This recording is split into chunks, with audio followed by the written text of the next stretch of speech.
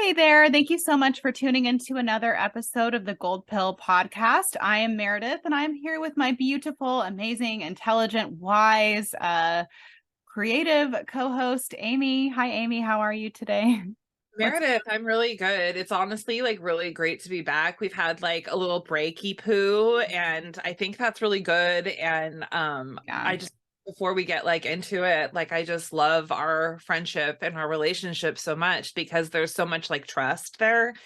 And I sometimes get a little unhinged and I say unhinged things. And I want Me the too. audience to know that like for that fact, like Meredith really met my unhingedness with some screws and a screwdriver. And she was like, Oh. we're just gonna like when you're ready, we're gonna put you back on the door frame and we're gonna put those hinges back on. And I was like, I've never had anything in my life that was just like the most gentle reaction to any of my like my diarrhea of the mouth, right? And I mean, it really wasn't that bad. I'm like being very No. dramatic for the purpose of the story, but that's how it feels in retrospect, is like just really unleashing some gnarliness and then uh having the most understanding like person just be like, oh, we'll take your time, I love you, and we'll talk when it's good. And it wasn't, I'm making it sound meek. It wasn't meek. It was just, it was like received, like I didn't even know how to respond to that because it was so caring, and it was so like space for just like me to have a full experience of my own emotions. And it was, I'm telling you, like, get you a friend that can do that, guys. Oh, well, I think like part of it, okay, I want to say part of it is that I think you're being a little hard on yourself and like maybe like a little bit blowing up like the actual like impact of like whatever the unhingedness. I think we were both unhinged that day. And for those listening, Amy and I like have been friends since I guess like 2021, like since like the fall of 2021 now. The So fall of the our United States.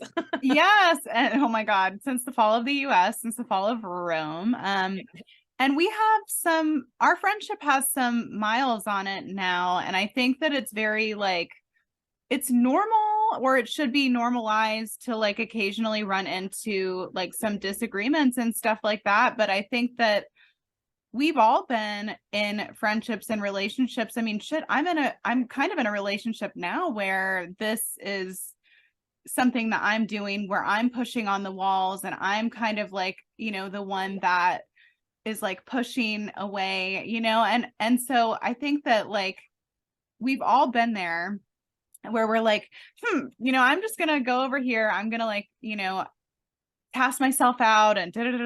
And there's really something to be said for grace and forgiveness and tenderness. And I really honestly like truly wish that at some point we can like literally record one of our like little arguments, because that's literally what I think of them. I think they are little arguments. Um, Totally.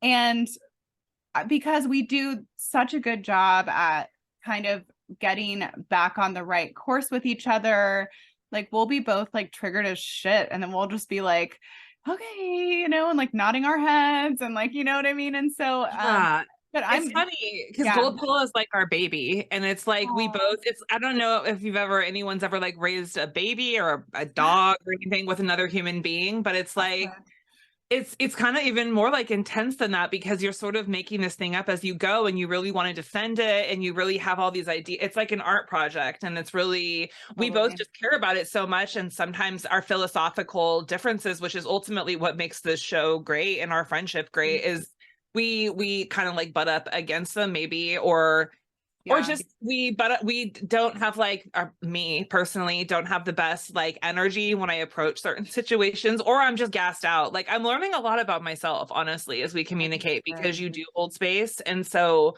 I see myself through the entire cycle of the argument kind of third person afterwards, and it's like, oh, because I value like the end of it and how it resolves. It's like I sort of see it from a different perspective, and that's why I was maybe looking at it more critically. But it was like, oh, there's all this. It just, because the end result is going to be a good place, and where everyone's intention is to get to a good place. Mm, But god damn it, man, sometimes just like the lethargy gonna get you, the bad vibes gonna get you, like the sometimes.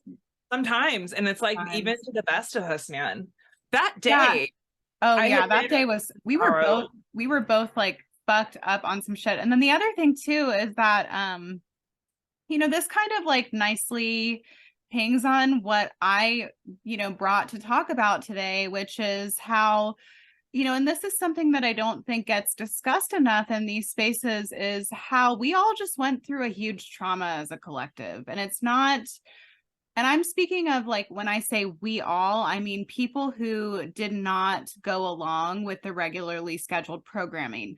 They also went through a trauma, don't get me wrong. And, there's a lot of different pieces to this, but I think that for us, meaning like the people who are maybe like in a little bit more of like the forming or rising like counterculture, it was very, very tricky because a lot of us were like, pushed out of social spaces. That was pretty much the extent of it for me. Like I was pretty much like dragged in in the spiritual community in Charlotte. Like I was canceled and dogpiled and all of that shit.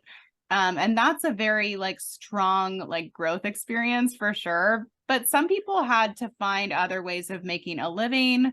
Some people like lost every single person that was in their lives. I mean, this is like this was a big trauma. So I just wanted to come talk about like the necessity to like heal from just like what just happened. And I think we get pressurized because everybody's pressurized and polarized. And so I think sometimes like as empathic people, we are like prone to taking that on too. And it's a mess, girl. I don't know. Yeah. And, on top of that, we had not just like being rejected or being told like to go away from various parts of society and like relationships. We also had people dying around us, and it being whether or not it was more or less whatever, it was being highlighted in a way that had never been done before, where you were literally getting like death counts, like in any sort of news outlet, and people were checking, because we had all been more conditioned to be checking in on the news at that time, just because the program was so freaking strong. So we had that. And then we also have, there's literally the entire psyop of it all too, which is like, if we can go deep into like, well, the tests weren't really accurate, or like, so what was it pneumonia? So there's all these different things. Right. And so that was sort of, and so all these different aspects of reality, on top of the death, on top of the social like rejection, are sort of being like thrust upon all of us, and we're having to make new decisions. And honestly, I think for so many, I know for me personally, I did not see how it ended. Like I saw it ending in multiple potentials, but one was like not very great. And I think many of us saw that. So I definitely think it's important to like, remember that we all did just go through that. And like you were saying, everyone went through something, but I think that we went through something specifically unique. Yes. Totally. I mean, yeah. And I think that the way that it's kind of left like a stain on like the truther community, and how like it's also in a sense like left a stain on us, because Gold Pill was really built out of that, like that furnace or that fire. And I think that, I think that we maybe have like been watching our comment section and watching like some of the ways that people are responding and reacting to each other, that just continue to perpetuate this ridiculous, unhealed, behavior, where like I feel that there's really something to talk about with that, right? Like, I don't know about you, but I can't go into any sort of truth-oriented space now without somebody being like, well, actually there's no spike protein, it's this, or like, actually it's not them, it's them. And it's like, right. I think that in a sense, because we know that like they're not done with us right now, like as far as all of that's concerned. So how divided intentionally the truth community is also really benefits quote unquote them, which like everybody has a different opinion on. I think like I think Emily Moyer like does a really good job of saying this, that we can understand like what their end and their aim is, which seems to be to create sort of like this planet lockdown, like transhumanism type of situation, right? Which I don't think anybody really wants. And I think there's multiple ways for them to get there, right? So, yeah, I think that it's like, it's high time that while we have this little lull that I personally believe, and we'll talk about this in a little while, is lulling until 2024. While we have this lull, I think it's really important that we take a look at some of this wounding that everything caused and all of these schisms that have been caused internally, and to do something about it, to address it, to process it, to release it, you know, because like I just don't see how people are just holding this in their body all day. I have to get it out, out, out, out, out. Like, I don't know about you. Yeah, let's talk about, I tried to post it, or maybe I posted it to Montauk, but it was basically a dude accounting how bad anger is for your body. And how Yeah. toxic it is. And okay, so this is all stuff that like if you're even like remotely spiritual or into your body, you understand that anger, the way it feels within your system, is not like a joyous, it feels like burny and like rough and like fiery. And sometimes that is what you need, because sometimes truly the conditions are so cold, a fire is necessary, right? But Yeah. I don't necessarily see the fire situation being a good, sustainable, clean energy, which I really, hold on, I really do think that like we need to think of these buzzwords and think of them how they mean things that are actually like applicable. And to me, clean energy was, I was just talking about this with, Sean, where it's like, clean energy is like, if you eat 1,000 calories of steak and 1,000 calories of Skittles, like it's not calories in, calories out, because you're going to be hungry like immediately after you eat the Skittles. That's right. It's a more sustainable way to do things. And so the anger is sort of the Skittles, right? Yes. And so if we can like sort of get over that, it feels good and it tastes good and it's really like stimulating for all of our taste buds and all that, like immediately, but it ultimately will give us like the worst stomach ache and rot our fucking teeth. And like we can start perceiving the energy of the steak or whatever a little bit more clearly as like lasting, sustaining. So I would say like information is the steak, and trying and doing our best to not like have a visceral reaction to something. When I first started learning about magic, it was Frater X, I believe, on Frater Xavier is what he changed it to on YouTube. And he talked about like, if you want to really start like learning your shit, you have to not respond like a child. And I was responding like a child to everything at that point. So I take it super personally at that point. But it's like, I get angry and I get mad and it's like, I used to be like, well, that's not right. People should get angry and they should get mad and they should. But it's like, I think back, Mare, to every time in the last 12 years that I've gotten angry about something politically. And I think about what it has done and the impact it has had. And all it has done is make me angry. I have never, even when we talk about stuff, I'd like to think that like we have transcended in anger into a place of like, well, let's do something about it, or let's laugh about it, or it may have come from that. But yeah, so this energy of meeting stuff with like anger and vitriol, I understand it. It has an important purpose, but ultimately the purpose is to be a catalyst for transmutation, right? And so boom, boom, boom. boom. Yes. Yeah, exactly. I have a couple of things. I think that like when you talk about eating the Skittles, this makes me think about like all of the times in my life, both connected to this and also not connected to this, not connected to anything related to politics or related to conspiracy woo world or anything, where I think about how I wanted to be right so fucking bad that I had to get that last word in so much, and I had to do it, and how many friendships that's cost me, and how many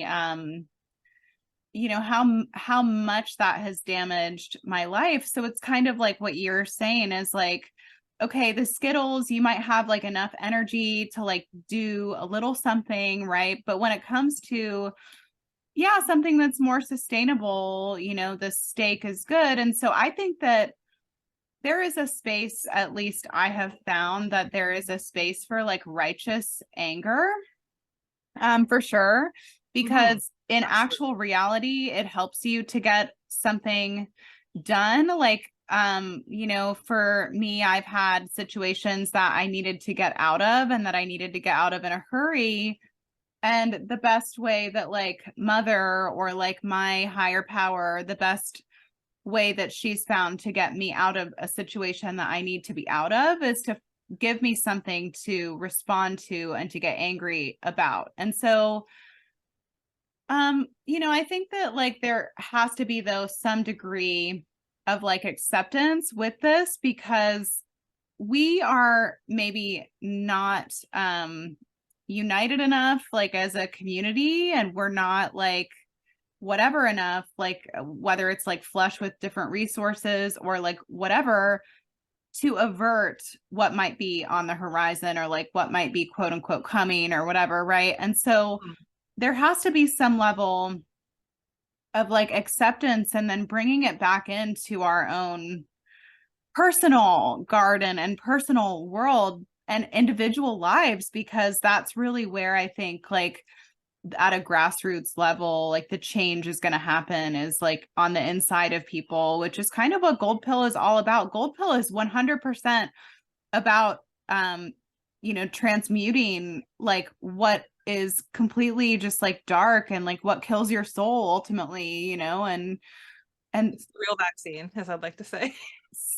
It's the oh thing my that like gosh. gets you used to the bullshit so that you can tolerate it a little bit more. It's like it's not say the V word, it's an inoculation against the I don't nonsense. think that they're censoring it anymore. I don't think that they're putting any banners or anything like this God on. bless. I just don't even like the word anymore. I Like, and know. not in a way, I it's just never because liked it. Yeah, no totally. one likes it because it's a gross thing. It's like a really gross process. It's like a gross thing that happens to kids and animals. No, like truly, Yeah. nobody enjoys that process. Actually, my new teacher in my medical terminology class that I'm taking right now, Okay.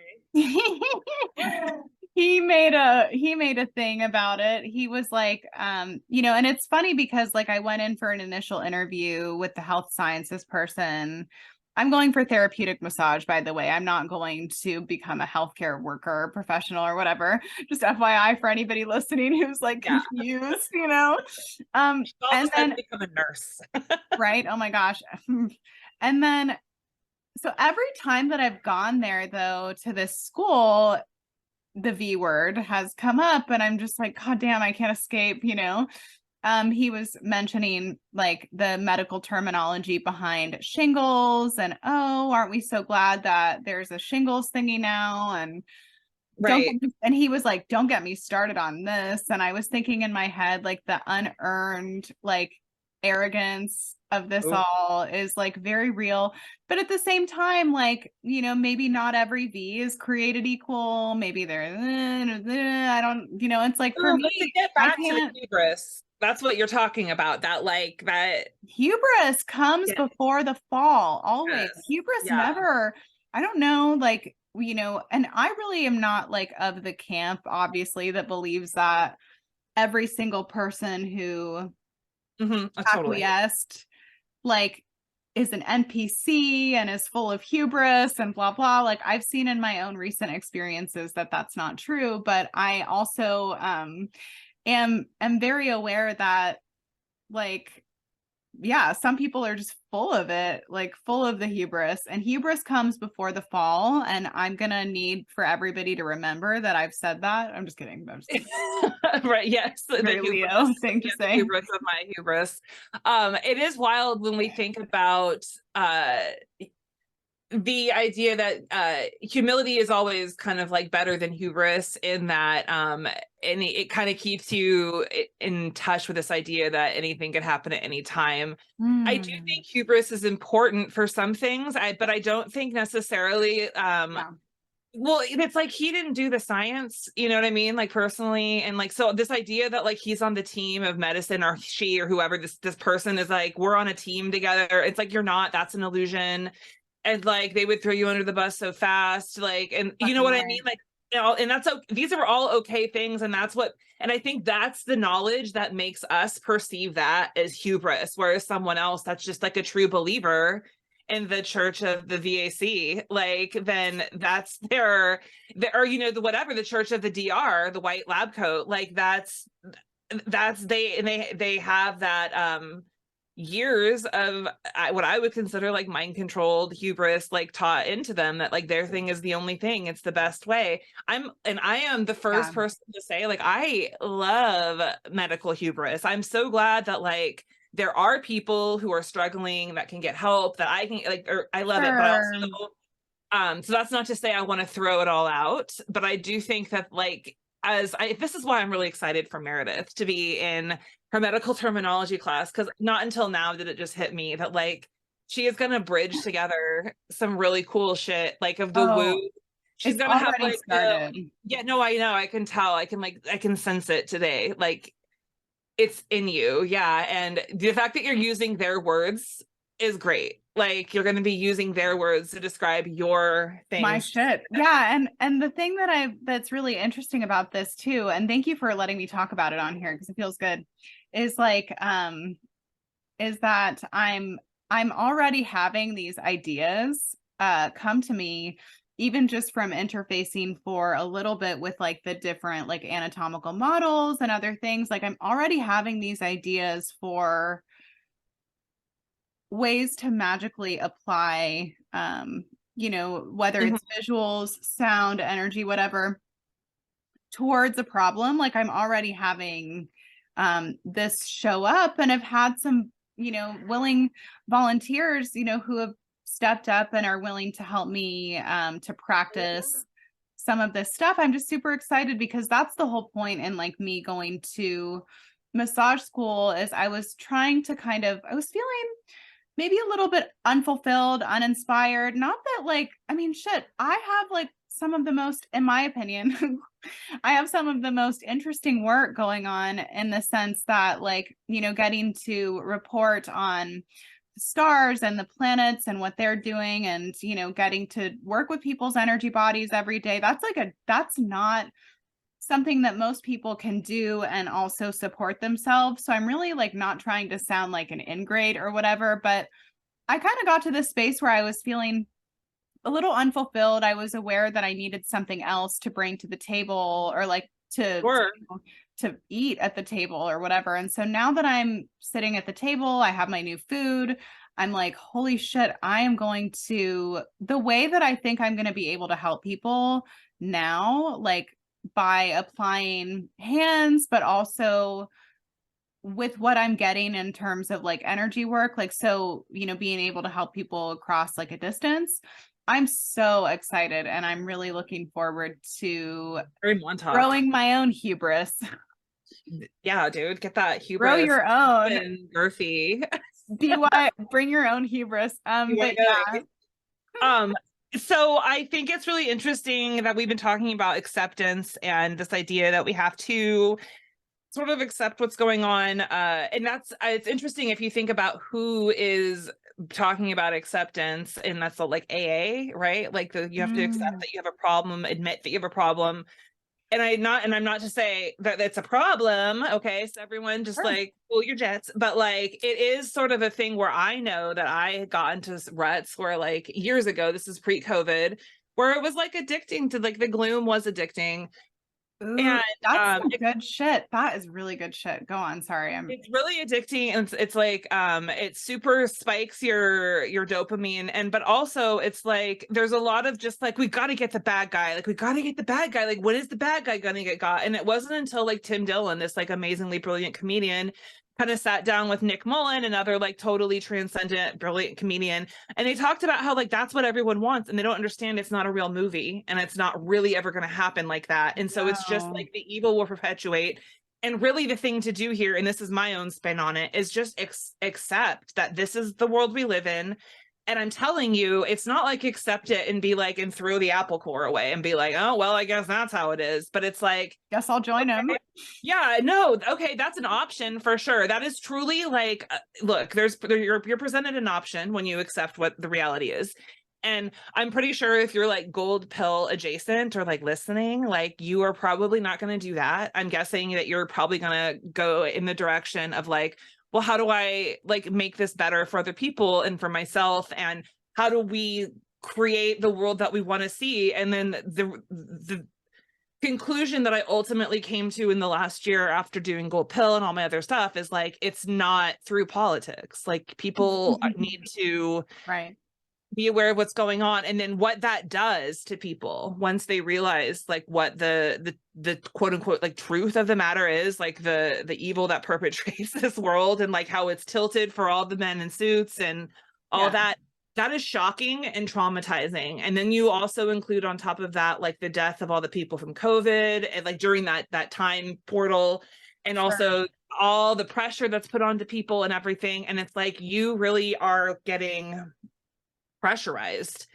And I think that you have a lot of people kind of stuck in an oil painting, not realizing that's what's going on because there's new stimuli in the conspiracy community constantly being presented, but it's the same old, it's like this, it's like same shoes, different style. You know what I mean? Like different color. It's same and old at the same time. And so, yeah, accepting that it's just like shitty is a huge thing. And then like realizing like that there are small things you can do every single second that are building your own life against the things that are shitty. And that's when your power actually goes whoop. Yes, and when you can take it all back. Like that's exactly right. And that's that I love that you brought that up because, you know, part of like, in my opinion, you know, I don't think we've like announced this like officially anywhere, but part of the gold pill, I think, is addiction recovery, you know, and because that's part of both of our experiences,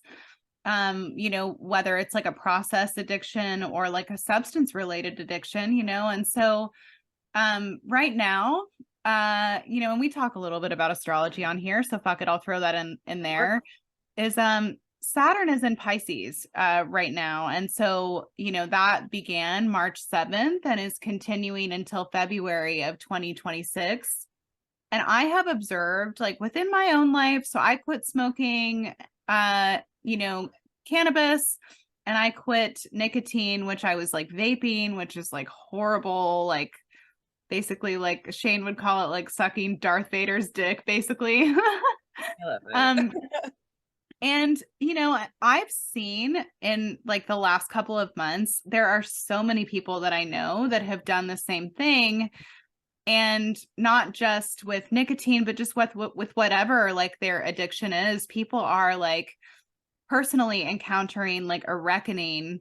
And I do think that part of that does have to do with like, you know, putting down the information machine and putting down like the Rumble and the fucking BitChute and putting down like the, you know, just the ways that we can entrap ourselves into, you know, you were bringing up earlier how every person is basically in effect their own universe, right?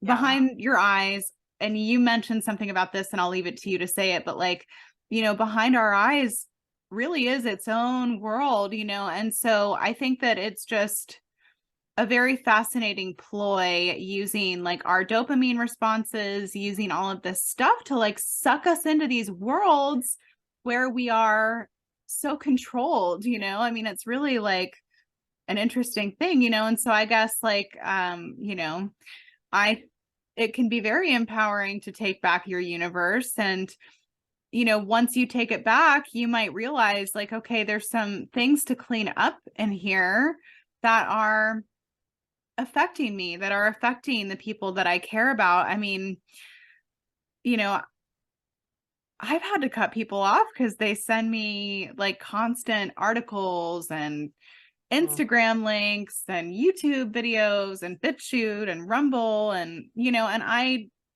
understand the impulse, but I think we're going to have to stop with all of that so that we can like live our actual lives, because then we'll actually have something to fight for and something to preserve. So about 5 years into my spiritual journey, maybe 3 years, I remember getting the advice of like, oh, the best way that you can really learn stuff is to put the books down and just really go inside. And at that point I was like, what are you talking about? Like, I don't I don't how I'm an empty thing on the inside, like, because that's what it felt like. And I'm still just Sure. like, yeah, you're not understanding it. And it's like, well, then you start reading stuff and you kind of get the gist. And it's like, it's not don't read stuff, but it's like, oh, what they mean by that is the more you rely on your internal sense of like navigation, the more that it will kind of like, I guess, fire up your neurons and your visual cortex and all that. And these things will maybe like synchronize together and you'll start seeing and manifesting the world, and not in the like ridiculous term manifestation, like capital M, like the Yeah. world that you will see will be reflecting of the world that you want to see and that you believe should be there. And that's not in a way that's like, oh, everywhere has to be under my control. It's the things that you Sure. are constantly in interaction with are going to be sort of like either they're going to be manageable. And the thing about NPC is this is like a real, I don't like that shit. I Yeah. don't either. And I really had this epiphany the other day because I've watched Westworld and I've seen the scene where Rachel Evan-Wood, Dolores, she has like this conversation with her dad on the phone. And it's like she's kind of more awake now, but the conversation is the same. It's like the same beats. Oh, I went and did this. And I have this conversation with my mom like every day, the same one, where it's just like, this is what we talk about. It's about the cats and blah, blah, blah. And I was like, in some like sort of way, my mom is like kind of just on her own autonomous like program. And she is kind of an NPC. That's not to say like that's all she is. And like, I obviously love her, but the things that she thinks about and that animate her are sort of different than me. But it's like someone can be an NPC in my universe, like the guy that like takes the trash sort of, right? But in his universe, I'm the NPC. Right. So it's I all think that's a great way of thinking about it. And it's way better than hearing about the other ways that people speak about it, because I swear, like, and this is what I've kind of like, what I've started noticing, like, even in 2020 and 21, which like I was new to this all at that point. And I started noticing how like the NPC conversation became very quickly like a desensitization tool, where I felt like people were like starting to give off the impression that they would be fine if a bunch of NPCs died because they don't have a soul, they don't matter, like all of this, right? And I was like, ew, like I was like, that's kind of interesting. That seems like something that could be a precursor to like justifying and being okay with and even accepting and even wanting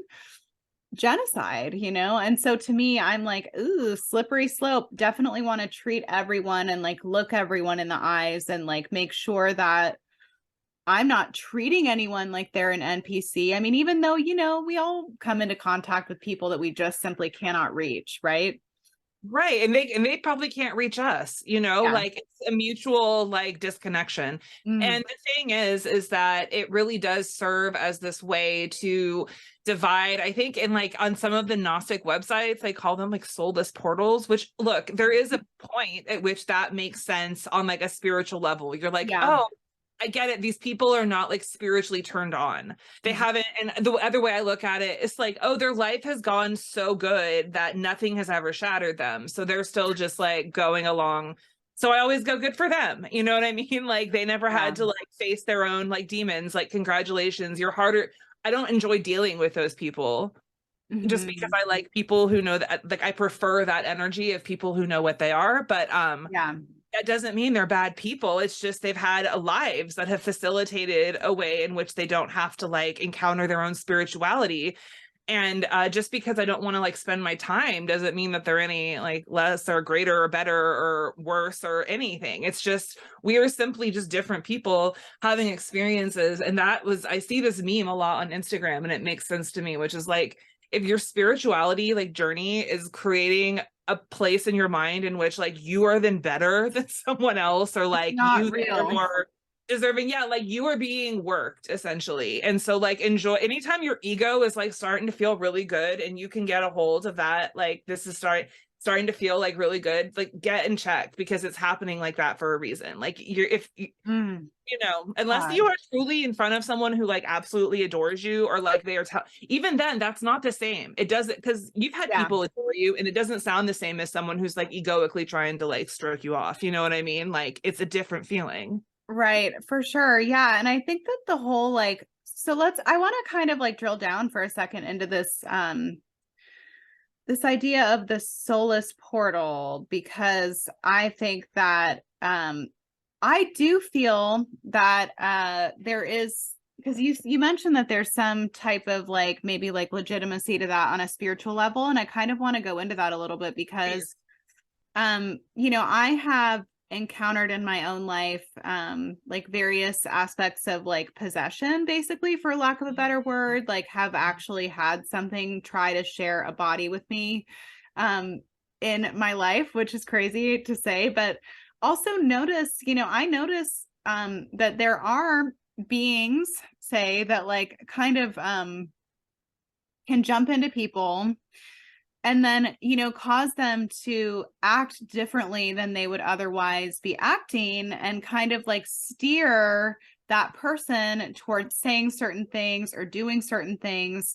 And I do think that like it's that might be a thing. I'm not saying that they're soulless, but I'm saying we all have vacancies, right? We all have parts of us that have gone, quote unquote, away because we've had trauma, and so ultimately, like, I just try, which doesn't always work, but I try to come back to a space of compassion around that, because I know what having a little bit of soul loss or soul fracturing, I know what that feels like, right? I know that just based on some of the traumatic situations that I've encountered, which it's interesting too that you bring up like, the shattering and the trauma, because that is really what ultimately disconnects people, so that then they realize that they need to be reconnected to If they're lucky. something. Yeah. If Yeah. they're Yeah. Yeah. lucky. Yeah. And so I think that that's a really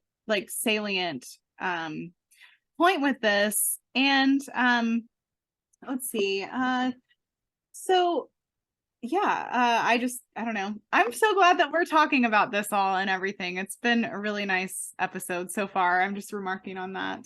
Yeah, it's been really neat. We were talking about the visual like situation earlier, and I was telling you how I had my eyes checked at the good old Costco, and Yeah. they, for an extra like $60 or $100 or something, were like, we're going to show you the back of your eye. And like a sucker, I was like, I want to see the back of my eye. So Let I me just paid it. look at it. Thank God it was healthy, because I was like, whenever you get a test for something that's like not of the norm, you're like, oh God, well, here's where you find out it's just like you're an idiot and it's all going to hell. But I was good. I was very healthy. And but it was wild to see how the neuron, or like to all of my like neuro people out there, my language is so old and antiquated and like retarded from marijuana smoking for many years. So just forget that, like, I don't know the actual words, but the little like squiggly like veins, right? The neurons, Yes. nerves that were going to my ocular sort of like output. It was just wild to see, because it reminds you of how it's all so connected, what you see and what you perceive and what you feel, in the sense of like kind of everything you experience a sense, you're feeling it. And we were talking about this specifically earlier because we both were psych students, so we learned about the rods and the cones, and how Yes. are perceiving visual stimulus or whatever, it's upside down. Like, we're seeing it like inverted and upside down. And if you just think about that in itself, it's like the idea that our brain is like computing sort of an image and then making sense of it in a way that is coherent and in harmony with what like we need to see to not go crazy, basically. Like, it's all. And so this is where I think we get into terms like alignment, or basically alignment, where it's like these things have to make sense, they have to be harmonious. And when you have dissonance between what you're experiencing and what you're seeing, like, that is an actual like brain situation. Like, that is an actual schism in the way that you are perceiving reality, and maybe not to the point that it's notable like in a DSM situation, but to the point that it's I can tell. I can tell.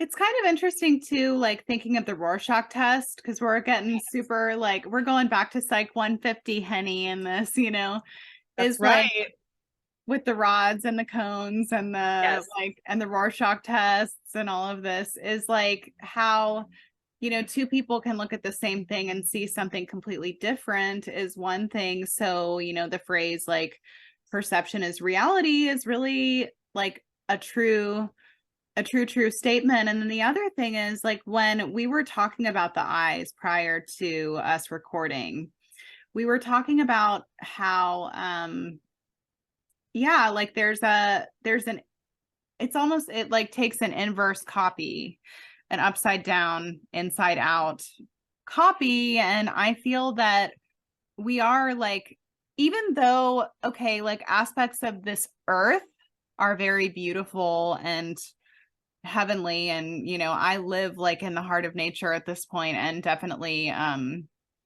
my attitude and general sense of well-being has definitely like begun to really reflect that.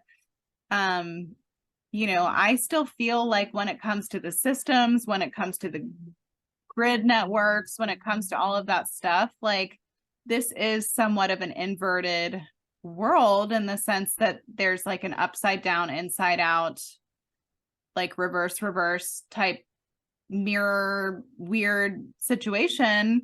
Oh, and yes. and the eyes, the way that we see and like perceive light and information reflects that, you know, it like reflects it perfectly. And in a sense, it's like its own little piece of like soft disclosure of where we are. It's definitely your own body language for sure. Like your body is speaking to Uh, you. So I oh, always, you know how we at the Gold Pill love the idea of like the real and the inversion. And I really do think that the grid systems is the inversion of like what I don't know if I'm pretty sure I've talked about it with you, but just not for a minute. The golden grid, yes. which is like, or like the golden web or whatever however you prefer to imagine it. But like, I believe that's like the spiritual, like the synchronistic, like people are working together, like that is what that is. And then I think that the grid system is it's what they're trying to do, that's their externalized way of controlling. So whereas the golden Yeah, grid would be kind of more like the natural way that things happen, and everything's like all intelligent and in flow, and everything's like happening as it has to happen. The other that's one is right. like how they have to have it happen. And so, but the perception is reality. I won't even go into perception as reality. The other thing, the Rorschach, is like, this is like the hugest disclosure for me, is that if once you can start understanding that everyone's own situation, like life is a Rorschach to everybody, like Totally. everything is. And so some of us are more controlled and more just like we think alike, and so what is red, and what is, for some people it's like that red means something totally different to some, you know, like it's all coded so differently for everyone. And so once you kind of like, that's why it's so neat to sort of learn about people, because you can sort of see the systems that they're working with based on the way they view it. Like, how do they conceptualize an alien? How do they conceptualize, you know, like the cataclysm? You know, how do they conceptualize things? And sort of by seeing the imagery or the language to describe the imagery they use, you can sort of see like the paradigm they subscribe to. Or like when I talk to you, you don't have that. You have your own. That's what I'm saying. Like you can really Yeah, tell an anonymous character by the way they just like they have their, some people have their own concepts of stuff entirely, and other people do not. And that's, you know, something I would say about life. But the Rorschach is very interesting because even when people are trained or whatever to see things the same, they still see those like little differences. Yeah, it's so for interesting. sure. Yeah, and I think that that is maybe you know, what we'll get into on the second half of this is more about the artificial versus the Mm. real. I think that we are going to dip into a little bit of like financial quote unquote news coverage. Boo. You know, Yeah, both sides, the we boo and might the gotta yeah, cover. we might dig Yeah. into a little bit of that. And then I feel also that we actually intended, I think, to talk about AI during this segment, but I'm really glad that we didn't. I'm glad that we talked about everything that we talked about, but we might talk a little bit about a little bit more about AI and how we can refine like what our understanding of that is. And I'm going to share as well, like some of the memories that I have of like actually working directly with the technology that's being unleashed now. And also stay tuned because Gold Pill is getting social, and we are going to have an open sharing circle, I believe. And so I might be announcing that here in a little while, where, you know, people will be able to come into the Zoom room and we'll be able to, like, you know, meditate together. And when I say meditate, I just mean like I'll lead you guys in like a little of like an energy hygiene and maintenance meditation, which really is just like, you know, an introduction into how to keep your energy field clean and clear. Speaking of clean energy, right? Yeah. And then I can't wait. Go ahead. yay. And then we'll have like maybe like 3 to 5 minute long you know, sharing just of people to get out whatever is on their heart, so that we can continue the healing process, so that we don't stay stuck in like trying to be right and in scrolling endlessly on our phones forever. So yeah, I hope that you'll join us when we announce that. And I really appreciate you, girl. It's been a good show. Dude, it was a lot of fun. And I hope that you guys will come to our little gathering. And I also hope that you will join us on the other side on Patreon. And we are endeavoring to be a little more regular. So we will see you. Okay. We'll talk to you soon. Goodbye. Yes, very soon. Bye.